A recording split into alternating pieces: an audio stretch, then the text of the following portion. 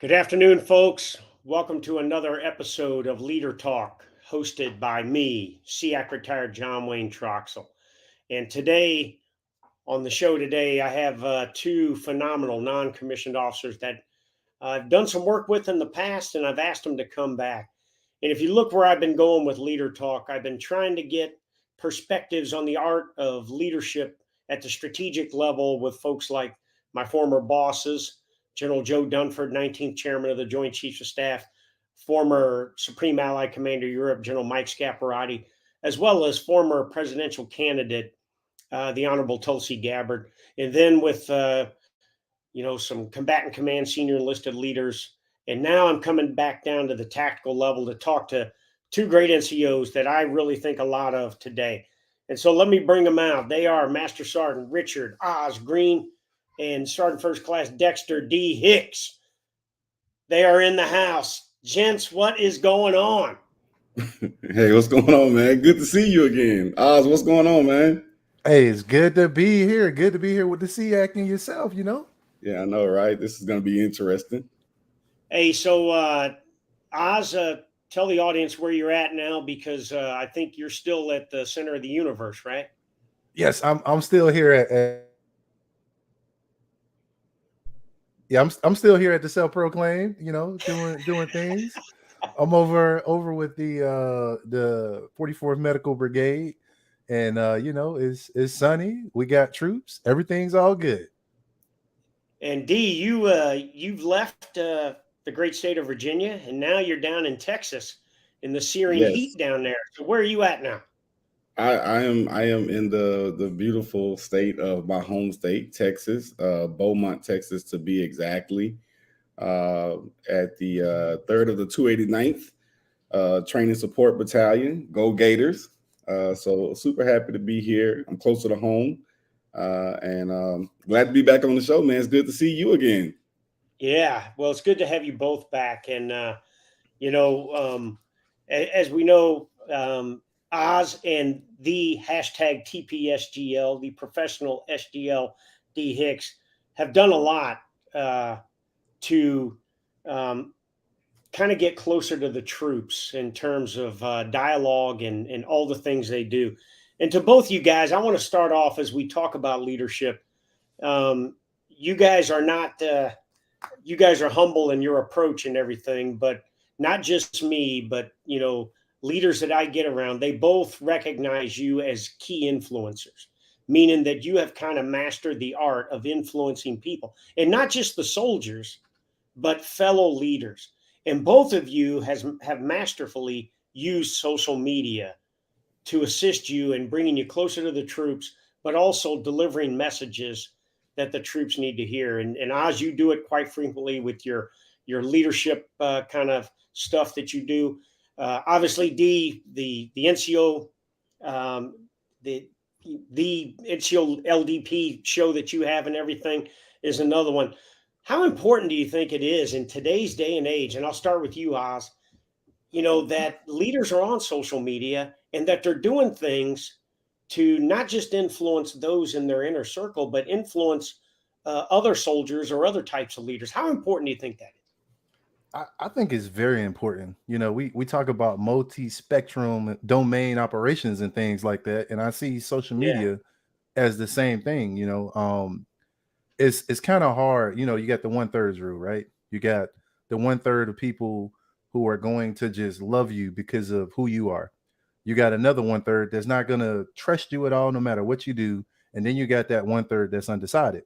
Well, you can't reach all the thirds if you're not on social media, because a third Yeah. of your people are there, and I would argue to say 2/3 of your people may be there. Some of us older cats probably ain't on social media, but a good population of the people that we're trying to reach is on social media. And these kids have grown up with a cell phone in their hand from the time that they were children until now. So instead of using that as, a device to cut them down and say, hey, you're weak or you're this or you're that, why don't we use that in our repertoire to Yeah. get after Yeah. what we're trying to get after with the social media?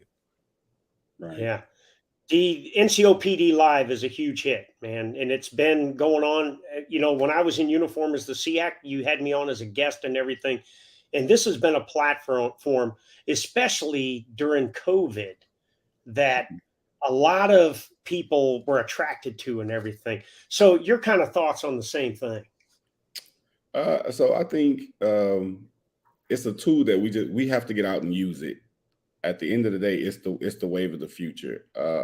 One of the things that I've noticed about NCOPD Live, because there wasn't a blueprint for NCOPD Live. It just pretty much created itself based off of something that I saw, and I wanted to talk about it with other individuals. And I found it being an outlet for me to talk to other leaders and get different opinions on some of the things that I saw.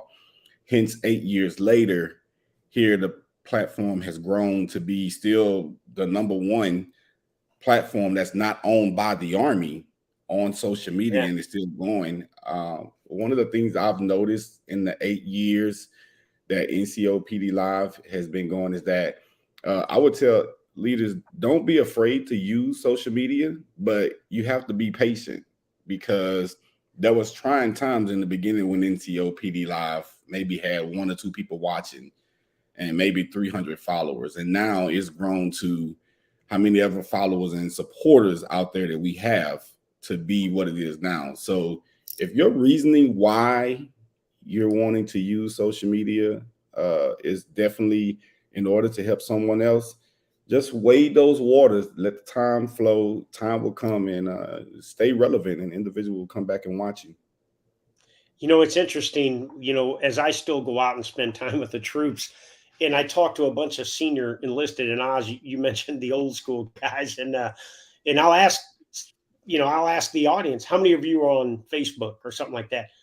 And some will just kind of, basically, it's almost as if they're embarrassed to say that I have a Facebook page. Like somehow you're not cool if you're on Facebook and everything. Have you ever encountered senior leaders like that they'll be on Facebook because they want to troll and do things like that, but they're not going to stand up and say, hey, I use it, the platform, and here's why I use it and everything. What's your experience? And D, I'll start with you on this one. I've seen them both.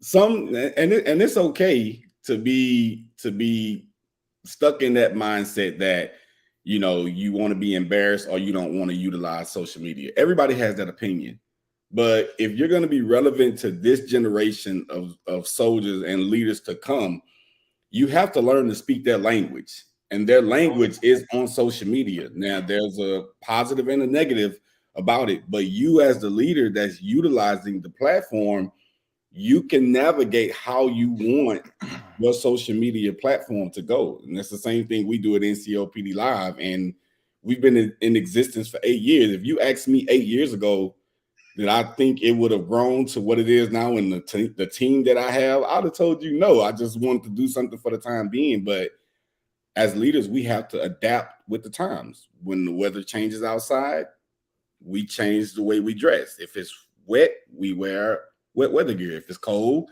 we dress in the fleece or the Gore-Tex with the gloves. So if it's that easy for us to adapt when weather change, then we should be able to adapt when seasonal soldiers change, because not everybody grew up in the same season that I grew up in or that you grew up in. It was totally different. So that's my answer to that question. A great analogy. Oz, your thoughts? When I encounter those leaders, because I think it's funny, and I can't remember who the general was, but I remember coming up through the ranks and it was like, oh, you shouldn't be friends with your soldiers on Facebook. I never paid attention to that mess. I was like, I don't care. I ain't doing that wrong. I'm like, you know what? I ain't doing nothing that's illegal. It's not immoral and it's not unethical. So I don't care. I'm going to do it. Like, I've never had an investigation about harassment or doing anything inappropriate. And it's because my heart and my mind was in the right place. And the thing that I ask those leaders is this: are you willing to pay the opportunity cost that you're going to pay to not be on social media? Because it's an opportunity cost. Like that's an opportunity that you could have took advantage of, but you chose not to. So now you're going to pay that opportunity cost. And that's what anything, in life, when we're talking about decision-making matrix or whatever it is, like there's always an opportunity cost, and you're willing to pay that opportunity cost just because of a mindset that you have. That's and I get it because like right now, me and D was talking the other day. It's kind of like, if your uniform ain't straight or you don't have a haircut or something like that, you feel weird because you've done it for so long. And I feel like these older leaders, that's how they are. Like we have all these policies and stuff that change in the Army, but they've done something a certain way for so long. Like they have that discipline, that the whole art of it, they have that discipline in that area that they feel weird when they do it. Yeah. So I want to ask you guys this, because both of you are strong leaders, and there's a reason you're on a former SEAC show, because you both have had an impact on me. And I can tell you when some guys and gals that are coming up behind you have an impact on you, especially when you're a retiree, you want to get them in a conversation here. So both you guys are true professionals, and you're not afraid to give your opinion. Now you do it in a tactful manner, tact being on a scale, and D Hicks definitely will use that scale, all right, on how much tact or how much less tact. But you guys aren't afraid to speak up in a tactful way to give your opinion on something. And sometimes that disagreement in the military can be seen as disloyalty. Okay. How do you deal with that kind of stuff at your level? And Oz, I'll go with you first on this. Oh, there's a book that a sergeant major wrote in 1985. It's like a military publication, and it's called The Sergeant's Book. Sergeant Major Hega. He was like he was some armor division sergeant major. I can't remember what armor division he was. And this old publication breaks down some stuff in a way that it's not how leaders break things down now. And in there, he talked about, there's 3 types of officers. You have non-commissioned officers, warrant officers, and commissioned officers. That simple concept is revolutionary because non-commissioned officers don't look at themselves as officers, right? Right. So, and then when we go back and we look at like, okay, where does authority come from? When we look at like, where does authority come from? Yeah. Your authority comes from that responsibility that's been given to you, right? Yeah. But because our non-commissioned officers aren't looking at it from that aspect, they don't understand where their power comes from and how, what their position is. And I think once non-commissioned officers understand, like, look, right now I'm a senior. I didn't get promoted to sit in this room and be quiet. I got promoted because of the experience that I have and what I bring to the fight. And this is the moment where all of those crazy things that happened in the past, I have the opportunity to stop them, to potentially bring some common sense to this conversation so that we can move in a direction that makes sense. But a lot of times, like Sergeant Major Griffin was telling me, like seniors won't be involved in that conversation when that decision making is going on, or we're doing NCO business. Yeah, part of your NCO business is inside of that conversation in that room, but we want to talk that. So I think that's where that whole disagreement piece comes from, because like at the end of the day, why care? why care? Like you're here for a purpose. Your job is to improve the lives of the people that you lead. Period. Yeah. So why care? Yeah. D, your opinion. So first I'm gonna start off by saying disagreement doesn't constitute disrespect. And I think that needs to be the foundation. Most leaders think that if you disagree with them and you express that disagreement, that is categorized as disrespect. Well, I'll be the one to go out on the ledge and say that I totally disagree with that type of leadership. Nor does it promote good order and discipline in the unit. The reason I say that is because all 3 of us think differently. Yeah. You may come up with an idea that I may not agree with, but Oz may agree with. And that idea may be successful. At the end of the day, what is it truly about? Is it about taking care of the soldiers and ensure that the mission gets done? it didn't say we have to agree on everything. I don't agree with everything my kids do, but the ones that are of age right now, hey, they have to learn some lessons that on their own. My job as a leader is to try to guide them. Key word is to try and guide them to make those right decisions. If they disagree with the way I'm trying to give them guidance, that's okay. Because guess what? I didn't agree with everything my parents did, and I got some scuffs and bruises for it. But it was my choice. It was my choice to, be able to try to grow my own path. And I think we as leaders, we have to understand that if I disagree with you, and you're right, I've been known, and I've called you sometimes like, hey, I don't know, like, what should I do? And, and you've given me that, that advice, some sound judgment. I'm like, all right, So, but at the end of the day, it's okay to disagree, because the person that's disagreeing with you may have a better way of doing things. And just because, I've said it before, just because that's the way you've done it or the way you've done it at your last unit doesn't mean that it's the only way or the right way or the wrong way. No, that's just the way that you've done it. We got to get past that. Yeah, both great comments, gentlemen. And Oz, your point is it's very relevant to me, because when you sit at a table as a senior enlisted leader next to the commander, whoever it is, and you might have a room full of officers with you, you're sitting at that position for a reason, because somebody is going to want your feedback, and it's going to be the commander. And when it comes around the table, and they get to you, you've got to, if you care, as you described, then you got to tell people what's on your mind, because if not, if you basically tell them what they want to hear, then your relevance is going to diminish. So I appreciate both your comments there.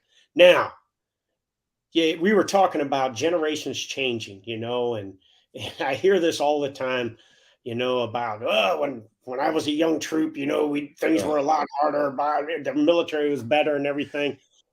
But we know that the character of conflict is going to continue to change. We're talking cyber now and space and stuff like that. But the true nature of being in the military, in my opinion, is not going to change. Young troops that are going to come in, they're going to need to be influenced. They're going to need development. They're going to need purpose, motivation, and direction. So what, in your opinion, are a couple of key leader attributes, do you think, for leaders to be successful, especially in today's military? And Oz, I'll start with you. Oh, this is right down my alley right here. Yeah, I want to this hear is this right one, down yeah. my alley. The first thing I'm going to go with is credibility, because, in the military, we have appointed authority, right? So everybody has rank. So that gets us to a certain level of GOD, good order and discipline, right? Yeah. But to get past that certain level, now we got to have credibility. You have to have credibility. And the next thing is consistency. Because if you got your credibility, and it's not, that credibility is like, okay, I'm a staff sergeant or I'm whatever, those soldiers are going to look up to you and be like, okay, this person is this rank. They have an ideal of what it is that you're supposed to be able to do. They know you should be able to take care of them, period. That's all that they know. And you can either prove that or you can disprove that. Now, if you don't follow that up with some consistency, like you doing those anti-recruitment pitches that I was talking about today, then I like that too. If you doing those anti-recruitment pitches where you ain't doing what you're supposed to be doing, you keep letting the soldiers down, you're not doing, or even the employees now, they gonna lose faith in you. They losing that faith in, boom, it's gone. So credibility, consistency, and the next thing is influence. You gotta have influence, and you cannot get to that influence without buy-in. Like, and this will be my last piece, and I'll shut up. So you talked about sitting at that table, SEAC, right? Yeah. And the scenario that I use is this, right? To get inside that room, you need credibility, right? Your credibility gets you in that room because you've done all of this stuff. People know you're a great guy. You're going to do all the things and you're just awesome. So boom, you're in the room. But once you get in the room, now you need buy-in because you're sitting at the table. And we've all sat at a table before coming up through the ranks, and we're talking. People hear us, but they're not listening because we don't have buy-in yet. So once we go around and we do enough things for all of those people that's sitting around the table, now we got buy-in, right? So once we get enough buy-in, people like, yeah, you know what? I'll support D Hicks. I'll support him. Like, I'm listening. When he says something, I'm gonna speak up and let people know that I support him. Now you got buy-in. And once you get enough buy-in, now we have influence. Awesome. Great perspective. D Hicks, couple of key attributes. What do you think? Human decency, empathy, and communicator is the three I have to say. Communication. The reason I say human decency first is because I think, and this is, I'm speaking for myself. I'm not speaking for the Army, but just based off some of the things that I've seen. When it comes to human decency, I think that we have taken the phrase people first and we have turned it into a buzz statement or a cliche statement. But it goes beyond that. If a person just learns to have human decency for the next person, regardless of their color, their gender, their sexual orientation, it doesn't have to sway you on who you are, what your beliefs is, but human decency to care for the individuals that are to your left and to your right. At the end of the day, that's all that matters. I may not agree with how you live your life or the cultural upbringing that you may have had, but because I have human decency, I can look at you as an American or as a soldier or sailor or whoever it is that raised their right hand to say, I swear to defend. And at the end of the day, I think that's a key leader attribute. Empathy, you have to be able to understand what other individuals are going through. You have to sometimes put yourself in their shoes, so to speak, to see if you can even walk a mile in their shoes.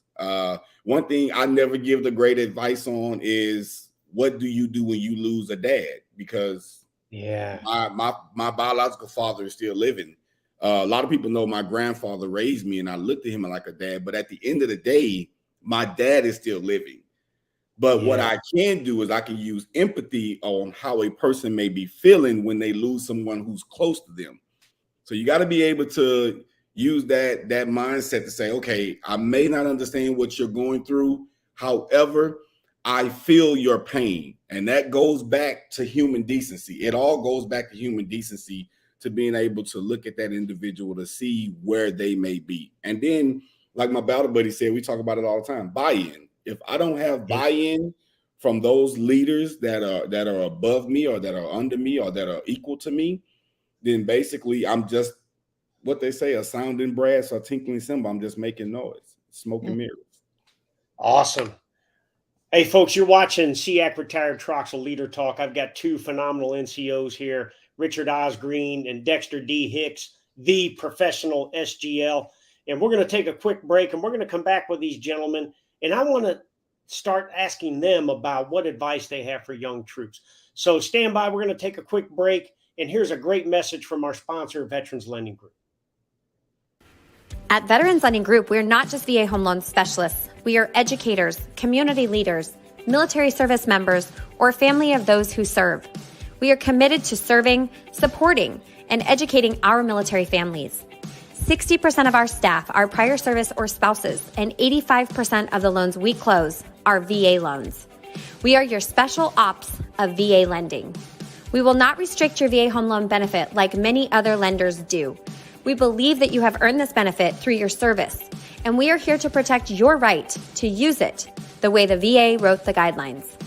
Our team can lend in all 50 states. We are here to assist you with your next home purchase or refinance, whether you are PCSing, transitioning, or retiring. Our team of specialists are here to support your family. Visit our website today to connect with a VA specialist. www.veteranslendinggroup.com. And we are back with Leader Talk. I'm SEAC retired John Wayne Troxell. We're powered by Veterans Lending Group. I got these two phenomenal NCOs, but more importantly, friends, Richard Osgreen and Dexter D. Hicks. And before we go any further, D. Hicks, Auntie Sandra sends her love, okay? So she knew you were going to be on the show tonight, all right? She says hello as well. All right. So gents, you're both seasoned non-commissioned officers. You've been around the block. You aren't as old as me, but you aren't as young as the troops that you lead and everything.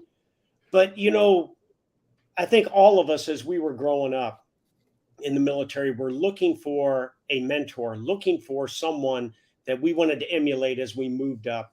And I think this generation of troops is no different. They're looking for that purpose, motivation, and direction. To any of the young troops that are watching tonight, what advice do you have for those troops to get to where you're at, or to have a successful military career?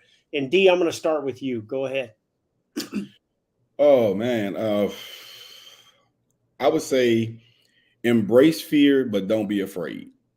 And You got to explain that one. That's a good one. What I mean to say by that is fear is inevitable. It's gonna come. It's going to happen to you, but don't be afraid to conquer whatever is the fear that you have. I've watched a lot of podcasts that have started out, and even some that have seek my advice for guidance on how to start. And they started out, and one of the things that I've always told them is that, hey, if you're not all the way invested, don't put your hand to this plow, because it's not going to come overnight. And I think the fear of being on camera, or the fear of not being liked, or saying something wrong, it puts people in a predicament where they start out and then they stop. And that's why I say it's a lot of things that we can be fearful of, but don't be afraid. And not even if you want to start out and do a podcast, but just even in your military career, don't be afraid to step up and stand up for what's right. Everything that we have nowadays, from even segregation, Jim Crow, there had to be a voice to rattle the fence or to aggravate the ground. There had to be someone that was willing to sacrifice. And I've seen a lot of leaders that are not willing to sacrifice, and we sit idly by and we'll see something and we'll allow it to happen. And sometimes it's based out of fear, because, oh, well, I don't want to be the one. I'm trying to go for my next promotion or my next title. We got to be bigger than that. Sometimes the future is counting on us, especially if we're in that position to have that authority and have that voice. If we're in the position to be heard, sometimes people are waiting on us to say something. And I will forever vow to those junior leaders that are out there that are watching, that feel like they don't have a voice, you reach out to us and we would definitely speak out to you. So I would definitely say embrace the fear, but don't be afraid. So let me ask you a quick question on that. Do you think soldiers possessing a certain level of healthy fear is a good thing? Yes, because it keeps you rooted. It keeps you grounded. Okay. Like healthy fears right now is, I know if I go stick something in this plug over here, I'm fearful of it.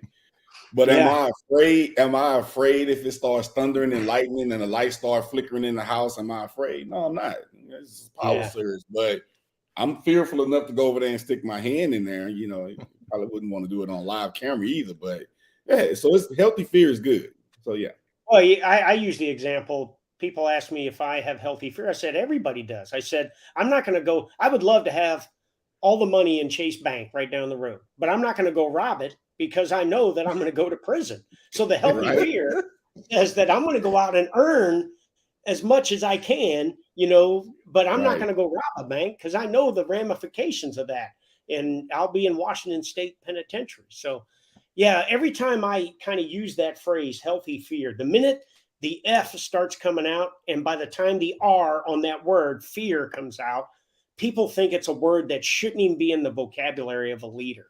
And I just disagree with that. I disagree. Because I think with healthy fear, troops know that, one, they don't want to disappoint their leaders. But two, they know if they screw up, they're going to be held accountable, and it may just be, hey, don't do that again. But they know that, my NCO is going to hold me accountable. Okay, Oz, what about you, my friend? What advice do you have for those young troops so that they could grow up and one day be that senior NCO like you? I got three things: burn the ship and stay focused. Let me get this right. Hard times make strong men. Strong men make weak times. easy times make weak men. And I'll go from the beginning all the way to the end. So burn the ship. There's a story of where this nation had to fight another nation and they were severely outmatched. So the king was trying to figure out like how they were going to beat them because they were pinned down. So what he said was, we're going to sail over here and we're going to attack this nation. So they load up, they get there, they download everything, they get on the beach. So the king orders them to burn the ships. And his speech to his people was this, is like, look, either we win on this beach or we die here. We either win on this beach or we die here. So if we want to go home and see our families, we got to win. We got to destroy everything because we don't have ships anymore. So now we got to get their ships. And what I take from that is this, is like, you can't be so comfortable with what you have that you're afraid to go out and tackle what's in front of you. Like sometimes you got to burn that ship. You got to burn that ship. Burn that ship so you ain't got no way back. The only way is forward. You can't look back. The focus piece. You ever wonder why athletes talk so much trash to each other? The reason that athletes in a fight and all this other stuff, the reason that they're talking trash is because they're trying to break the other person's focus. Your focus is the most important thing in the entire world because the things that we focus on, we tend to get good at. Yeah. Like if you put your attention on something, if you truly put your attention on something, you will get good at it. Like these companies pay billions of dollars to run these commercials and stuff like that because they're trying to get your attention. They're trying to break your focus. So as long as you remain focused and you put your attention on something, you can accomplish anything. And the last part, hard times make strong men make easy times, and easy times make weak men. We have to go through crucibles. We have to have hard times. Like in life, you got a couple jobs. Stay focused. Don't let nobody break your attention, and stay driven and stay prepared. You got to stay prepared. Stay prepared. If you do those 4 things, you will be successful at anything you put your mind to in life. And that's the advice that I have for the young people. Awesome. Both you guys. Awesome. Hey, this is a free leadership seminar here. I'm taking notes, man. I know, right? Yeah. Okay. Hey, we're getting down towards the end. I got another question for you guys. Unfortunately, in this day and age, we've talked about social media and the globalization of information and everything. And now it seems like anytime something strategic happens in our nation or around the world, obviously it becomes a big deal, and you talk about COVID, the unrest of 20, the January 6, 21, stuff at the Capitol Hill and everything. This stuff that gets sensationalized at the strategic level, I have to ask, how does that trickle down effect? How does it affect you as a leader at the tactical level as you continue to move forward with one, building a lethal, ready, fit force, but 2, continuing to develop the team and building that synergy necessary to be successful as a military unit? Do those strategic events, do you have to deal with them at the tactical level? And Oz, I'll start with you on this. I would say absolutely. Yeah. And I think the thing that's helped me get through it was like at a very young age, I had leaders who taught me that the most important thing you can do as a leader is get your soldiers' mind. You have to be in their head. You have to understand how they think. You got to understand like how they breathe. You literally got to understand all of that stuff, because if you don't understand how they think and how they breathe, then you can't calculate what's the next move that you got to take. Like, for example, I remember when President Trump got elected, I knew that was going to be there was challenges that we were going to have to go through. Yeah. So what I did was I said, when I go to work tomorrow, everybody's opinion does not matter. But what I'm going to do is I'm going to grab up my troops, and I was a motor sergeant at the time. I was an E7. I grabbed up my troops. We went into a room and we had a real conversation. And I learned some things that I didn't know about my troops. And I had just got there. But because I knew that was going to be, a thing, I'm like, we need to talk about this. I can't wait for the chain of command to tell me like we're gonna have a kumbaya. No, we can't wait for that. Like I'm gonna utilize some of that mission command right now, and I'm gonna take care of this problem before it gets bigger than what it is. So when they come down with it, no problem. We already took care of it. Y'all want some notes on how we did it? Yeah, awesome. D, your thoughts, brother?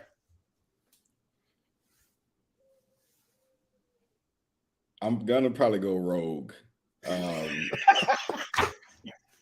I think, and I think this is again where that I'm gonna press the gas a little bit, but I know how far not to jump off the deep end. A lot of times we get upset with soldiers because they go on social media and they see things on social media, and that's where they get their information from. The great Denzel Washington said, "If you don't look at media, social media, you're uninformed. If you look at too much media and social media, then you're misinformed." I will say this to the strategic leaders at the very top. I think sometimes they can get a little too politicized in the message that trickles down back to us. Sometimes we need that unbiased talk. We need to have that deep, hard conversation. And I got it. Look, and we can say it all day. Oh, when you get to that level, you know, things tend to change. But does the person have to change? And that's why I don't think I could be the SEAC. I don't think I could be the SMA because I'm not going to be script. And one of the things I loved about you while you were the SEAC and that attracted me to you is that you were who you were when you were the Corps Sergeant Major at JBLM. This is how long I've been watching you. When you was a combatant command Sergeant Major, when you made it to the SEAC, you've always been the same. And sometimes we don't need to hear script answers. And I think sometimes too many of our strategic leaders, we're in a box, we're script, and that filters down to the troops. But then when we balance that with what we're seeing on social media and what we're seeing on the news versus what our leadership is telling us, anybody can see, a monkey can see that this is not adding up. Not calling anybody monkeys, but they can see that this is a banana, this is an orange. This is not the right thing. So I think sometimes it's just going to take strategic leaders at the most senior level. Guys, ladies and gentlemen, we just gotta be real with the soldiers. Have that hard conversation, not script, not prepared. Have that hard conversation and just be open and honest with your soldiers. If we messed up, own it. You know, if that's what it is, own it. Don't let some watered down version. I got it. There's some things need to know. There's some things we may not never know about January 6th, but I know what I saw.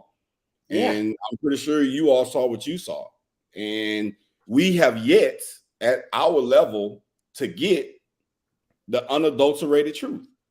It's probably going to come out in redacted form. And I got it, you know, but at the end of the day, if I do something wrong and I'm going to be held accountable, there's not going to be a redacted version that's going to be produced. It's going to be, you know, but I mean, it is what it is. But I mean, that's my opinion on it, and I stand by it, and it's just not going to change my thought process. Now you know why you're on this show with you and I are on this show, because that's the kind of feedback I want. I always tried to focus on, you know, you got to be genuine in your demeanor. You know, they are whatever you are, whatever you stand for. It shouldn't be smoke and mirrors with your troops. And then your approach should be transparent. I mean, I remember when I was a SEAC, I had my staff open my mail for me because I didn't have any, you know, skeletons in my closet. You know, I wasn't worried about if they opened a letter, what it might be or anything like that. And I think, and that was just me and my approach and everything. And I think you just described it very well. Just be that. Don't try to follow a script or anything. Just be genuine in everything you do. Hey, gents, we're down towards the end here. I'll tell you what, man, I could do this all night with you two guys because you are just two very charismatic, dynamic leaders. Now, our audience, I guarantee you that there's been some folks Googling you guys already, or they've been looking for you. So let's make it easy for the audience. And Oz, how can folks that want to reach out, they want to see your leadership clips and everything, how can folks find you? You can find me in two places. You can find me on NCOPD Live because, I'm a part of the family. And you can find me on my personal Facebook page. My Facebook name is my actual name, Richard Leon Green Jr. So we're there. Like I always say, the NCOPD Live team is here to help you. Yes. Yeah. And then obviously D Hicks, the 8 years, NCOPD Live's been going on. But how else can we find you or the troops find you? So I do have a NCOPD Live cell phone number. That's not my direct cell, and I'll even come back and put it on here. But that number is 409-203-6700. And if you would like to book myself or anybody on the platform, you can email my assistant Jessica at ncopdlive@gmail.com. And then also you can find us on Twitter, Instagram, Apple Podcasts, Spotify, and it's all at NCOPD Live, even YouTube as well. Awesome. Well, gents, this has been phenomenal tonight. And this is exactly, what I hoped it would be, getting this great perspective at the tactical level by two phenomenal NCOs. So thanks for taking time tonight out of your busy schedules. And we got to stay in touch a lot more often. And I know it's my fault that we don't, because D Hicks will text me all the time and stuff. And, I'm on a plane or something, but we got to do this more often because, like I said, if you want to be a good leader, surround yourself with good leaders and you'll look pretty good, So, hey, Oz and D, thank you so much for being on Leader Talk tonight. Appreciate you guys. Keep doing what you're doing. You're making a huge impact, not only on the United States military, but our nation. God bless you both. Thank you all for watching. SEAC retired John Wayne Troxell's Leader Talk, powered by Veterans Lending Group. We'll see you next Friday, 5 August. Medal of Honor recipient, Sergeant Major Pat Payne, will be my guest. We'll see you then. Boom. Have a good one. All right. Thanks, guys.